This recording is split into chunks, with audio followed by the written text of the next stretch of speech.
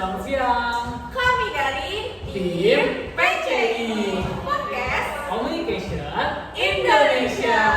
Perkenalkan, nama aku Kayla Giovanni Putri sebagai host dan di sebelahku ada partner aku guys. Perkenalkan, nama saya Muhammad Farhan Fuadi sebagai partner hostnya Kela. Nah, Kel, kamu tahu gak sih tentang HB Jasin itu siapa? Beliau tuh siapa gitu? Oh ya, aku pernah dengar itu tuh tokoh sastra terkenal kan. Tokoh sastra itu. Penulis buku angkatan 45, tapi aku cuma tahu sekilas aja. Betul, kamu cuma tahu sekilas doang. Sekilas. Nah, jadi bener banget tuh teman-teman. Jadi HB Jasin itu dikenal sebagai paus sastranya Indonesia. Karyanya tuh banyak banget. Tapi apa sih yang membuat beliau tuh begitu penting gitu? Nah, hari ini kita akan mengulas semuanya bersama 4 narasumber yang mungkin nanti bisa membantu kita memecahkan masalah-masalah atau pertanyaan yang terbenak di benak kita tuh siapa sih HB Jasin itu? Tanpa berlama-lama lagi, mari kita sambut narasumber kita. Ayo silakan masuk ke Kak. Halo. Dia nggak bisa semangat. Hai. Mereka hai gitu. Senang ya. Aduh. Oke, sebelum kita mulai podcast hari ini guys, kita mau tanya-tanya dulu nih kakak-kakaknya namanya siapa ya kan, kelas berapa? Kita mulai dari kanan apa kiri dulu nih? Kayaknya dari kanan dulu. Kanan, karena sesuatu yang baik itu dari kanan. Kita mulai dari kakak yang paling ganteng ini siapa namanya kak? Halo semuanya, perkenalkan nama saya Chongsan Ali Prayoga. Halo kak Chongsan. Saya kelas 12. Udah kelas 12 kak. Udah masa-masa sibuknya ya. Iya udah sibuk banget bro. Benar banget, sibuk. Tapi kakak Chongsan ini hebat ya. Walaupun dia sedang sibuk, dia masih Sempat untuk nah ikut podcast ini guys. Benar banget. Terus sebelahnya lagi? Kalau saya Ondilan Sejabat, biasa dipanggil Dion. Nah, saya kebetulan saya juga sekelas sama dia. Oh, sekelas sama kakak Iya. Chong. Oh, sekelas mereka. Duduknya berdua juga? Kalau dulu sih berdua, sekarang sudah dipisah. Oh iya. Kok bisa? Iya, karena ada aturan dari gurunya. Oh siap. Oke. Lanjut. Kita mulai ke sebelah kiri. Kita mulai dari kakak yang paling ganteng. Ini namanya siapa? Halo, nama saya Muhammad Abdul Fikri. Halo dipanggil kakak. Abdul. Iya. Kelas berapa nih kak? Mohon maaf nih. Saya sama kayak mereka kelas 12. Sekelas juga? Iya, sekelas juga, duduk paling belakang. Oh, bangsa bangku belakang. Jangan senggol ya teman-teman. Yes, Bu. Tolong bantu, Bu. Lalu yang kakak yang paling cantik gila siapa? Oke, semuanya perkenalkan, nama saya Arlida Widiayu. Biasa dipanggil Alin. Saya kelas 12, kelas sama juga. Kita harus kasih apresiasi yang banyak ke 4 narasumber kita ini ya, yang ada. Karena masih menyempatkan waktu sibuk mereka untuk ikut podcast kita ini. Benar banget. Merasa terhormat juga. Oh Iya, terima kasih ya. Benar banget bisa diundang. Oke, pasti kakak ini nggak asing dong tentang nama HB Jasin. Buset, langsung pertanyaan nih. Agak tanya kita dulu nih. Oke, boleh lah. Untuk kakak ini kesibukannya apakah sekarang? Sibuk saya sih ya main game ya. Oh, tidak mencerminkan kelas Dulu belum menjelasin. Oh, iya, Game siap. apa tuh kalau boleh tahu? Gamenya ada lah di HP, Mobile Legends. Terus hobi saya, mau tahu hobi saya? Boleh. Hobi saya futsal. Jadi kalau saya lagi stres tuh, kalau lagi belajar stres, langsung aja futsal di sana. Single banget. Keren. Ya kan? Lalu untuk kakak yang sebelah sini apa hobinya? Kalau kesibukan saya paling cuma sibuk latihan, terus sama belajar. Latihan sedikit. apa tuh kakak? Oh, latihan silat saya. Oh, atlet silat ternyata dia tuh. Untuk belajar apa tuh kak?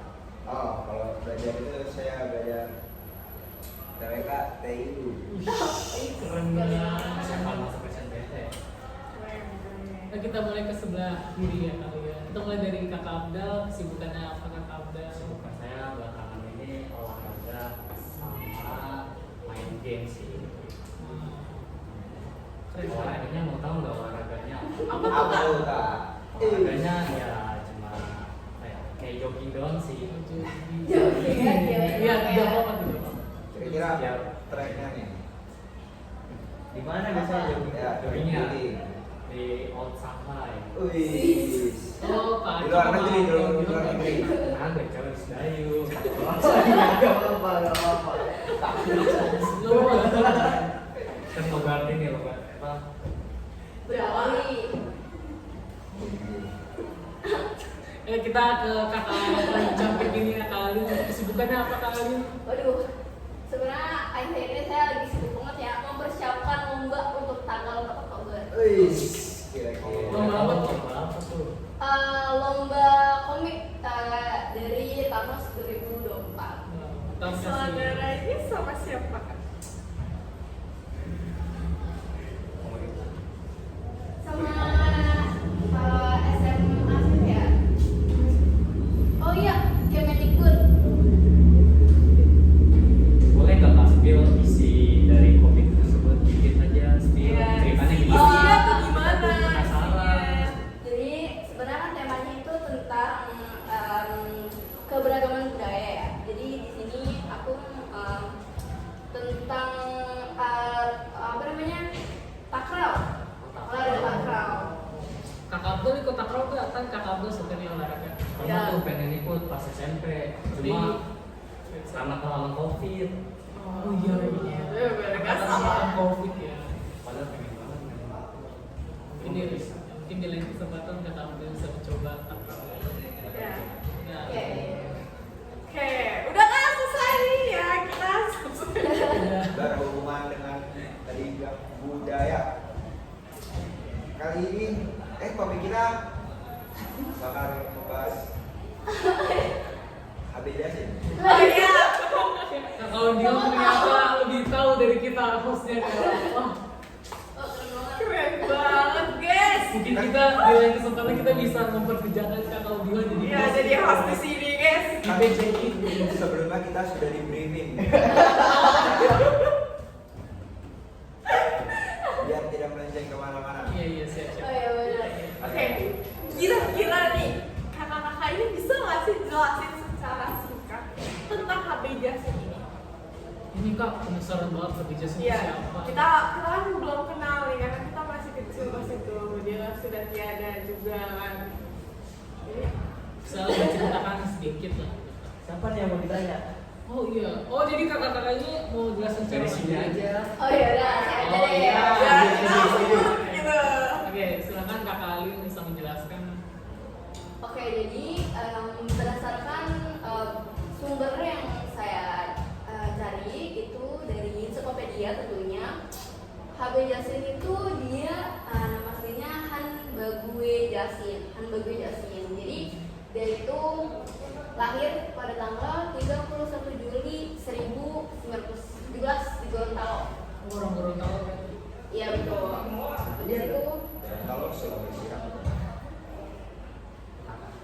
Sulawesi Utara. Yang benar. Iya benar. Manado. Ya, Ya, lanjut aja lanjut.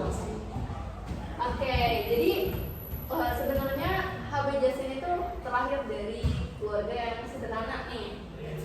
Ibunya itu namanya Habibah Jauh dan ayahnya itu Bagus Mantu Jasin. Jadi bapaknya itu seorang staf administrasi. Jadi walaupun dia bekerja sebagai staf, dia punya hobi nih.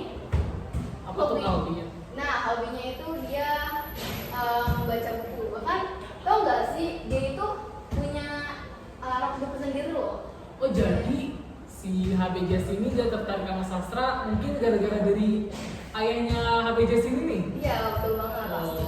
Seperti kata pepatah ya. Apa Iya. Iya, itu tidak jauh dari Ah iya pokoknya. itu. Tahu banget tapi Oke teman-teman bahasa Indonesia keren kan? Sama dong. Nah, HB Jasin ini diam-diam suka membaca buku konsep itu ya kan. Nah, karena kebiasaan inilah yang mendorong si HB Jasin ini mendalami dunia sastra. Jadi dari ayahnya, terus si HB Jasin ini suka baca buku dari ayahnya, terus akhirnya dia suka sama sastra gitu. Iya betul. Nah habis itu HB Jasin itu sekolah di IAS. Tahu IAS gak? Apa tuh kak? Kalau dia Tahu tahu nggak aja situ apa? Mungkin dari saudara Acang bisa memberitahu. Ayas, Ayas, kedengaran sih sangat asing di telinga saya. Terima kasih. Anak Apa? Ayas. IAS. Oh, Ayas. Itu asing banget kayaknya. mungkin kak Abdel. Aku tahu, aku. Oh kak Abdel tahu. Jadi singkatan dari IAS itu adalah Holland Include School. Aduh, namanya kayak Keren Belanda-Belanda banget gitu ya. Oh, sekolah-sekolah Tadi internasional. sekolah apa? Holland Include School. Holland Blood Itu sekolahnya ada di luar negeri dong. Enggak, jadi itu sekolah yang berada di Indonesia tapi pada masa penjajahan Belanda jadi namanya yang ngikutin kayak ke Belanda-Belandaan gitu. Sistem pembelajaran Belanda. Iya. Kalau gue tahu HISMI ada di Indonesia tapi di daerah mana nih kak? Tadi kakak bilang kalau HISMI ada di Indonesia gitu. Tapi di Indonesia mana? Aku tahu. Oh, Kak Alu Jadi, tahu. ya jadi sebenarnya tadi setelah aku baca sedikit katanya karena dia dari keluarga yang sederhana, si ayahnya HB Jasin ini minta tolong ke temennya, jadi temennya baik banget, akhirnya bantuin dia buat masuk ke Holland apa tadi? Holland Include School. Ya, Holland Include School yang tepatnya ada di Gorontalo. Habis itu dia melanjutkan ke HBS HBS di apa tuh kak? Medan. Kalian tahu HBS apa? HBS. Habis bukan? HBS. Mungkin kak Abdel Iya, bisa mungkin. memberitahu Iya, kita aku ini. tahu. Haji Bambang Suryono. Jadi singkatan dari HBS itu adalah Program Burger School. Soalnya dia letaknya tuh di mana nih kak? Letaknya ada di Jakarta, di berbagai Medan. daerah. Iya, ada juga di Jakarta. Oh iya. Oh, tapi tempatnya si HB Jasin ini sekolah di mana Di kak Medan, Abdel? di Medan. Tadi kita sempat bilang di situ ada di Gorontalo. Terus tiba-tiba ada dia melanjutkan sekolah di Medan, itu bagaimana caranya? Waduh, nggak tahu betul. Jadi ya dia pas SMA dia pindah kota dari Gorontalo ke Medan. Medan buat itu sekolah. Iya. Lanjut. Alasannya karena di Gorontalo itu sekolahnya yang ABS-nya itu kurang bagus. Menurut Menurut Oh, kakak? mungkin Menurut ensiklopedia. Ensiklopedia. Apa mungkin kak kali ingin menambahkan? enggak ada sih. Tapi kayaknya mau ngomong sesuatu gitu. Ya, kak Alim bisa melanjutkan. Oke, jadi setelah dari Medan ini kan udah selesai tuh. Jadi habis dari ABS selesai di sekolahnya, dia kemana lagi nih kak? Dia suruh balik ke Gorontalo bapaknya. Karena ayahnya dia suruh balik. Tapi dalam rencana pulangnya dia singgah dulu nih ke Jakarta. Kenapa tuh singgahnya kak? Itu katanya pengen ketemu sama tokoh-tokoh senior sastrawan gitu. Ingin berguru ya? Apa Iya. seperti itu? Kira ketemu lah dia sama Sultan Takdir Alisya Bana atau kita singkat aja STAD ya untuk lebih gampangnya. Siapa sih itu STA? Waduh. Boleh dicari dulu nggak sih? Iya boleh coba. Mungkin sih. Kak Abdel sepertinya Kak Abdel ingin menjawab pertanyaannya tadi. Jadi si STA itu adalah pengarang terkenal yang bekerja di Balai Pustaka. Jadi dia orang yang bekerja di Balai Pustaka itu, jadi dia ngajak si HB Jasin buat kerja di situ. Iya. Udah sih. Oh. Paham. Dapat mengerti. Oke, lanjut. Alin. Nah, habis itu kan dia ketemu sama STA tuh. Dia ngobrol, diskusi. Ini waktu lain kali.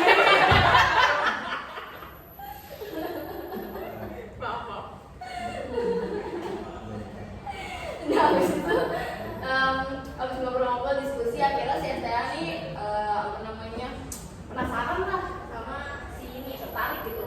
Wah, ternyata HB Jasin ini ternyata seorang pengarang juga kan, katanya banyak karangan-karangan cerita dia dari semenjak dia sekolah di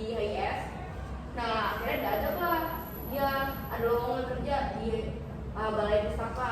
Iya, sama si STA ini. Iya. Nah, akhirnya dia dia balik dulu tuh ke Gorontalo, terus Kenapa tuh? yang tadi ayahnya dia Oh balik. iya, dia singgah dulu ke Jakarta, terus ayahnya minta balik lagi. Iya, betul. Oh iya, iya, siap, siap. Nah, dia Lanjut. aja saudara Alin, jangan nah, habis itu dia balik dulu dia pulang ke Gorontalo ketemu sama ayahnya. Habis itu ayahnya ngomong, dia minta nyuruh izin. dia nyuruh si Jasin ini, Habib Jasin ini untuk kerja di kantor asisten residen sebagai tenaga sukarela. Akhirnya si maaf ya, Iya, ini iya, kebiasaan maaf. emang kalau nervous kayak gitu. Bagus sekali ya kekayaan. Jadi Ada apa? Rasanya Anda nervous? Ngobrol biasa ini. Terus aja ya kayak. Kita sharing-sharing. Kayaknya ada yang ini ngasih tahu. Sharing nggak? Iya, bisa. Lanjut. Iya, bisa dilanjutkan. ya akhirnya dia nggak bisa menerima menerima lowongan kerja di balai pustaka itu. Ditawarin sama ayahnya. Ya akhirnya 5 bulan gak sih dia kerja di situ? Iya 5 bulan. Ya kan 5 bulan dia kerja di sana, terus dia nggak betah nih kerja di sana. Kenapa tuh nggak betahnya Kak? Ada faktor apa gitu yang membuat Kira-kira ada yang tahu nggak? Mungkin Kak Acong tahu faktor nggak betah dia kerja di situ. Dia kan bekerja sebagai sukarelawan ya. Nah, bisa jadi itu nggak digaji. Mungkin karena itu sih. Bisa jadi nggak digaji atau emang udah bosen juga. Lebih mencari pengalaman baru ya. Ya, beda. Oke.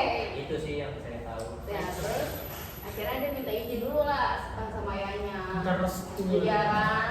Buat Ya minta izin kita kan sama. Kalau nggak minta izin, wah Iya.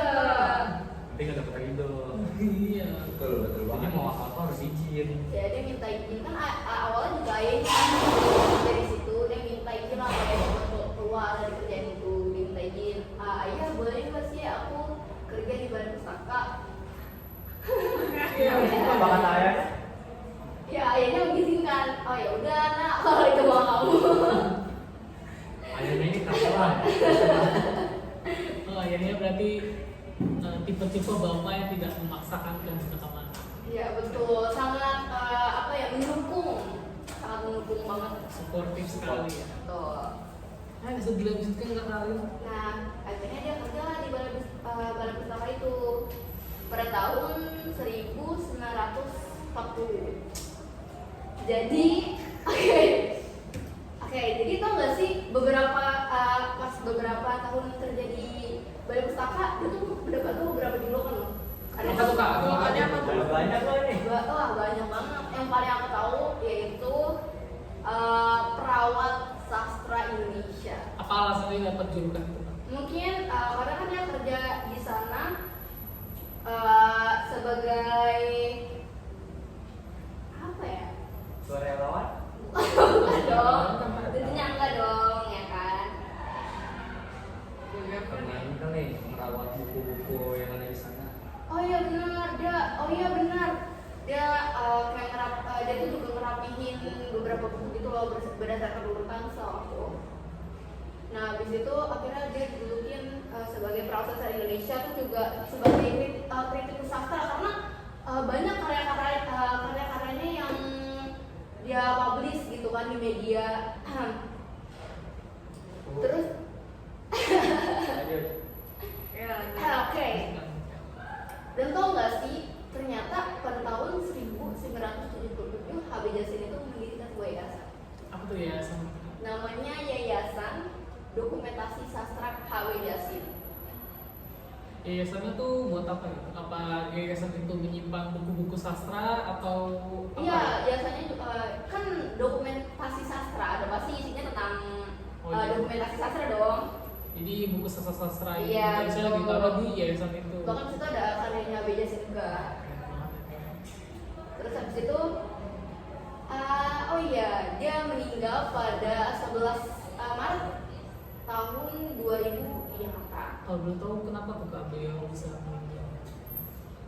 Aku tahu. Oh Kakak Abdul yang menambahkan. Jadi Hans Pramudiasin meninggal dunia itu karena dia memiliki penyakit stroke. Dia dirawat di Rumah Sakit Umum Cipto Mangunkusumo, Jakarta. Nah, stroke-nya ini merupakan stroke yang ke-6 kalinya. Jadi sebelumnya dia udah pernah stroke sekali, 2 kali, 3 kali, 4 kali, 5 kali. Yang 6 kali itu ternyata adalah akhirnya. Oh, wow. Iya, pengantin tidak ada yang tahu selain dia. Ya, kita doain dulu semoga Habiasin tenang. Ya, amin. Beda. Nah, dia juga meninggalkan sebuah mimpi yang belum pernah terwujud. Apa tuh bikinnya? Kalau nggak salah, dia itu ingin mengembangkan pusat dokumentasi sastranya itu yang dia punya menjadi pusat dokumentasi sastra dunia. Ya mungkin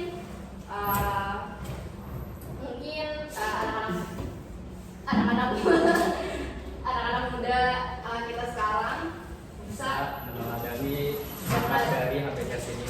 satu aja yang bisa mengembangkan ya sastra ya kan menjadi salah satu sastra dunia kan gak ada yang tahu. Kita Iya, berminat. Mungkin saya sedikit berminat. Sedikit gitu. Oh ya, ngomongin soal Habib Yasin, kita mau ngomongin soal kisah cintanya Habib Yasin ini kayak gimana loh Kak? Karena dari kehidupannya, tapi kita belum terlalu spesifik ya dalam kehidupan Habib Yasin ini kayak gimana gitu. Jadi Habib Yasin ini menikah apa enggak Kak? Iya benar. Istrinya siapa? Anaknya siapa? Iya, istri pertamanya. Ini nggak Oh, jelas. itu dua kali loh. Udah mau apa? Kenapa ke karya-karya dulu? Kita ngomongin soal hidupnya. Iya, dulu. Karena kan tadi Hidup tuh kehidupannya tanpa dulu. cinta. Bicara soal karya beliau sangat banyak. Waduh.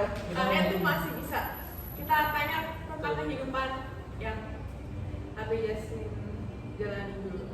Siapa sih istri yang Habib Yasin? Dia menikah guys, yang satu berapa guys? Ya. Waduh, coba kita cari dulu. Mohon izin ya kawan-kawan. Ya, selain itu. Soalnya pertanyaannya ini di luar apa ya? Kabel udah nemu, kabel udah nemu, kabel udah nemu. Mana anak ini? Siapa nih Kabel? Bapak Yasin itu menikah 3 kali ternyata. 3 kali Kel. Karyanya yang Tahu nggak sih ada nama istrinya? Siapa aja tuh? Yang pertama ada JJ Van Buren. Jadi dia ini seorang janda Indonesia yang merupakan istri pertama dari Habib Yasin. Tipenya janda ya. Waduh. Ya nggak boleh kayak gini, beliau sudah tidak ada.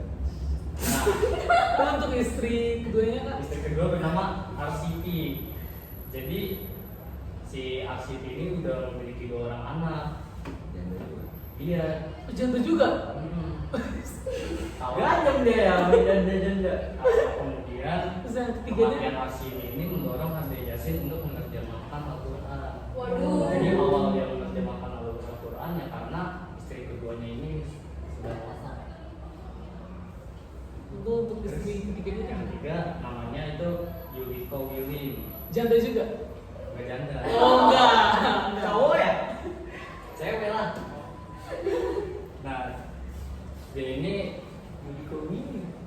nikah sama si Habib Yasin ini udah punya 2 orang anak. Terus tapi terbenak di benak aku kenapa sih Habib Yasin mau menikah gitu 3 kali? Apa alasan dia mau nikah 3 kali? Emang satu aja nggak cukup gitu? Kira-kira kenapa ya? Mungkin Kak Acong bisa menjawab. Tebak deh. Apa ditebak? Kamu tebak deh, kenapa dia menikah 3 kali? Iya.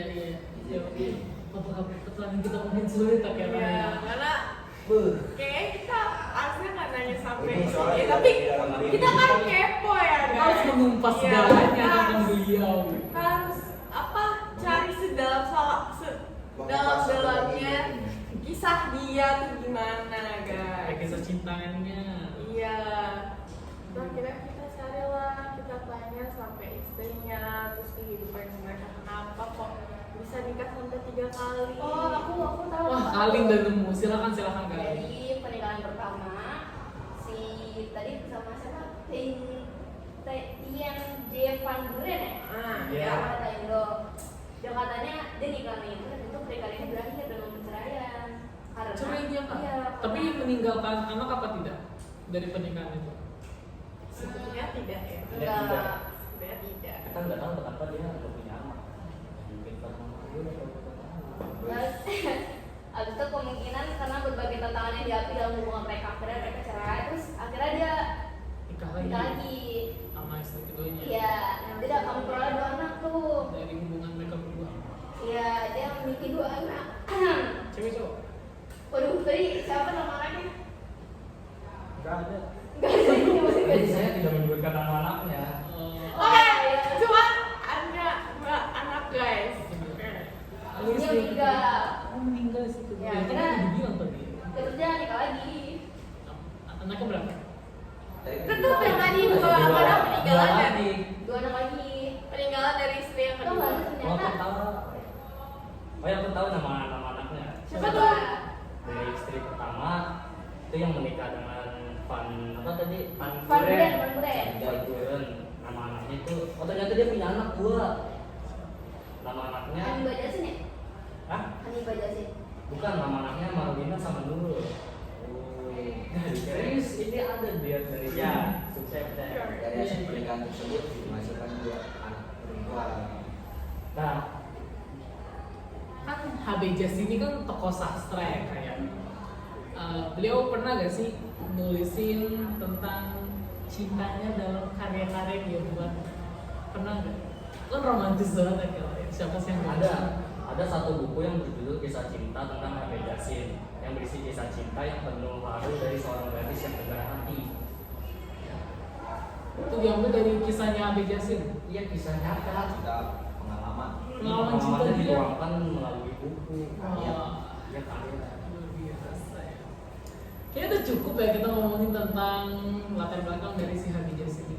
Kita akan masuk ke karya-karyanya guys. Mungkin di antara teman-teman narasumber ada yang ingin meluangkan lagi apa namanya? Memberitahu karya-karya Kita HB ya Jasin. karya-karya HB Jasin. Oh, Ya, Kabda lagi. Kabda. Iya, oh iya iya. Dia Dari 4 kita ini mungkin Abdul yang paling Sepertinya wawasan yang lebih luas di sini adalah waktu dan tempat dipersilakan. Jadi karya-karya dari tokoh seorang Habib Yasin ini sangat banyak ternyata teman-teman. Ya itu antara lain Angkatan 45 yang dirilis tahun 1951. Yang kedua ada Iva Penyair dan Kehandra yang terbit tahun 1952 dan Kesusastraan Indonesia Modern dalam Kritis dan esai jilid 1-4 yang terbit pada tahun 1953 dan masih banyak lagi karya-karya yang dia buat yang tidak bisa saya sebutkan satu persatu. Tapi menurut Kabdal nih, menurut Kabdal kan tadi Kabdal udah nyebutin banyak lumayan banyak ya karya-karya dari si HB Jasin ini. Tapi saya sendiri penasaran, apa sih karya dari HB Jasin yang paling kakak suka atau paling berkesan lah dalam hidup kakak? Ada nih salah satu karya yang paling saya suka dari karyanya si Habib Yasin ini. Apa tuh? Salah satu karya yang saya sukai adalah Angkatan 45. Apa alasan kakak suka sastra ini? Jadi isi dari buku ini adalah salah satu referensi paling penting yang menggambarkan Mustafa ya. apa dan bagaimana tentang si temannya ini yaitu Hairil Anwar. Nah, Hairil Anwar kan Isi bukunya tuh tokoh tentang besar. Hairil Anwar. Iya. standar. Aduh. Hairil Anwar bisa menjadi Santai, santai, tenang, santai, santai. Hairil Anwar bisa menjadi seorang yang disebut Habib Yasin. Habib Yasin itu kritikus sastra, penamaan sekaligus penulis buku ini sebagai pelopor Angkatan 45. Jadi dia pelopornya. Iya, dia yang menulis buku ini. Jadi di era waktu itu yang sangat represif, buku ini juga menampilkan hampir seluruh sajak-sajak yang pernah dibuat oleh Hairil Anwar. Jadi sajak-sajak dari Hairil Anwar ditulis sama HB Jasin dalam buku tersebut. Iya, dari tahun 1955 sampai tahun 1956. Keren sekali. Tidak hanya menyelidiki karya Hairil Anwar yang dikatakan hasil plagiat, namun mengembalikan plagiat itu pada proporsi yang sebenarnya sebagai terjemahan terjemahan atau saduran. Karena itulah di bagian buku ini karya-karya Hairil Anwar yang disajikan dikelompokkan menjadi beberapa bagian untuk karya puisi. Dan sajak dibagi dalam puisi asli, puisi saduran, sajak yang mempengaruhi kepada kawan, serta puisi terjemahan. Apa aja tuh terjemahan atau Pak tahu? Ada terjemahan bahasa Belanda. Bahasa Belanda. Iya. Bahasa Belanda. Mungkin ada ini apa? Terjemahan bahasa Inggris ya. Soalnya waktu itu Indonesia juga dijajah sama negara asing. Mungkin wawasan dari Kak Abdal sangat luar biasa banyaknya ya mengenai karya-karya dari Habib Yazid. Ada lagi, Oh, Kak Abdal ingin menambahkan lagi? Sementara untuk karya prosa dibedakan menjadi dua, prosa biasa dan prosa terjemahan. Dari pengantar percakapan ketiga dapat kita tahu bahwa Hairil Anwar telah menulis 72 sajak asli, satunya itu dalam bahasa Belanda yang tadi disebutkan, 2 sajak saduran, 11 sajak terjemahan, 7 prosa asli, satunya itu juga dalam bahasa Belanda sama kayak yang tadi, dan 4 prosa terjemahan. Karya ini sangat berpengaruh loh di masyarakat karena karya 45 ini mencerminkan semangat perjuangan dan nasionalisme yang sangat relevan pada masa setelah kemerdekaan. Karya ini membangun identitas nasional dan memberikan semangat pada generasi muda untuk mencintai tanah air mereka. Wow, luar biasa ya. Dari karya-karyanya Habib Yazid ini ya rancang demikian rupa agar bisa bermanfaat bagi generasi yang akan mendatang. Selain itu kan Habib Yazid itu juga banyak menulis karyanya yang membuat menjadi salah satu kritikus sastra terpenting di Indonesia. Dan karya yang beliau ciptakan itu sangat berpengaruh bagi masyarakat luas khususnya di Indonesia juga. Nah, ngomongin soal dia itu berpengaruh bagi masyarakat di Indonesia, berarti artinya dia punya jasa lah ya bagi masyarakat Indonesia. Jadi Mungkin kayaknya kita harus nanya ke sebelah kanan ya, kayak sebelah kiri. ini udah banyak banget guys. Siap. Siapa yang ingin jawab? Uh, Kawan Diho atau Kawan Diho? Kalau Silakan. jasa-jasa Habib Yazid yang saya ketahui hanya sedikit, tapi dari karya beliau itu sangat banyak ya. Nah, Habib Yazid ini merupakan seorang sastrawan yang kritis. Beliau dikenal sebagai kritikus sastra yang tajam. Berikut jasa Habib Yazid antara lain. Tajamnya apa Oh, tuh? tajam ini tajam pemikirannya dia ya. Oke, aja. Bukan tajam mulut. Kalau tajam mulut, ya. Waduh. Galaknya gitu. Nah, jasanya itu antara lain memberikan analisis mendalam terhadap karya-karya sastra Indonesia. Ini saya poin-poinnya aja ya. Oh iya, siap. Yang kedua, berperan dalam menerbitkan banyak karya sastrawan Indonesia melalui majalah dan antologi. Terus, beliau turut mengembangkan teori sastra yang sesuai dengan konteks Indonesia. Mungkin konteksnya ini budaya ya Indonesia.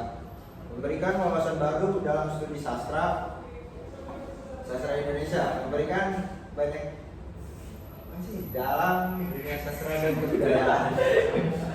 Santai saja, jangan dibawa grogi. Siap. Habib Yazid aktif membimbing dan mendukung penulis-penulis muda. Beliau juga sangat terbuka terhadap penulis muda sehingga beliau memberikan semangat, membantu para pemuda menemukan suara dan gaya mereka. Maksudnya gaya menulis sastranya dia apa sih sesuai dunia masing-masing lah. Terus dia juga berusaha melestarikan karya-karya klasik Indonesia sehingga tetap relevan bagi generasi yang akan mendatang. Wow, sungguh benar-benar berjasa ya bagi masyarakat kita. Sekarang kan tadi kita habis bahas jasa-jasa terus tentang kehidupannya Habib Yazid. Sekarang kita masuk ke topik keunikannya Habib Yazid. Topik ini kan Iya. mungkin Kakak Acang bisa menjawab pertanyaan seperti itu ya. Keunikan Habib Yazid itu apa sih Kak? Keunikan Habib Yazid ya. Sebenarnya saya bisa jelaskan, tapi saya hanya bisa dikit menjelaskannya. Karena saya tidak tahu Habib Yazid, karena Habib Yazid bukan bapak saya. Yang saya ketahui tentang Habib Yasin dari keunikannya itu banyak sekali tuh dari yang saya baca di sini. Salah satu keunikannya di awal karir setelah menyelesaikan pendidikan. Habib Yasin aktif di dunia jurnalistik. Tahu jurnalistik kan? Tahu. Apa? Jadi jurnalistik itu kayak dia tuh ada menulis kayak karya sastra. Ya kayak jurnalis karya sastra gitu itu namanya jurnalis. Wah, wawasan Kela luar biasa ya. Tapi sebenarnya jurnalistik itu foto-foto. Jurnalistik ada dibaginya tuh ada 3 sebenarnya. Apa aja itu? Bisa dalam foto, bisa dalam video atau karya-karya mereka. Bisa dilanjutkan. Keunikannya tadi aktif di dunia jurnalistik. Lalu menulis untuk berbagai majalah dan surat kabar yang membantunya membangun jaringan dan memperkenalkan karyanya kepada publik tadi dengan jurnalistik. Terus ia turut mendirikan dan mengelola majalah sastra yang menjadi wadah bagi banyak penulis baru untuk menampilkan karya mereka. Jadi wadah-wadah ini ya buat penulis baru untuk menampilkan karya mereka. Gak salah. Ini benar betul. Terus menciptakan ruang bagi perkembangan sastra modern di Indonesia juga. Itu pengaruh sebenarnya. Itu Yasin dikenal sebagai kritikus. Yang tadi saya bilang. Audionya. Ya. Audiophone. Penyimak ada alin ada. Oh iya, tiga-tiganya ada lah, soalnya Ya. ngerti. Kritikus sastra yang tajam dalam maksud pemikirannya, berpikirnya, pemikirannya. Oke, ayo masih ada lagi Kak? Masih banyak. Oke, Tapi saya keluarga. sedikit doang menjelaskannya. Oke. Itu memberikan analisis mendalam terhadap karya-karya sastra lainnya, serta mendorong perdebatan dan perkembangan dalam dunia sastra. Terus keunikan kehidupan Habib Yasin terletak pada kemampuannya menggabungkan pendidikan yang kuat dengan semangat jurnalistik yang tidak hanya memajukan karirnya, tetapi juga berkontribusi besar pada lanskap sastra Indonesia. Oke. Itu aja. Jadi kita udah sempat menyinggung tentang biografi beliau ya, dari dia lahir, tempat sekolahnya dia.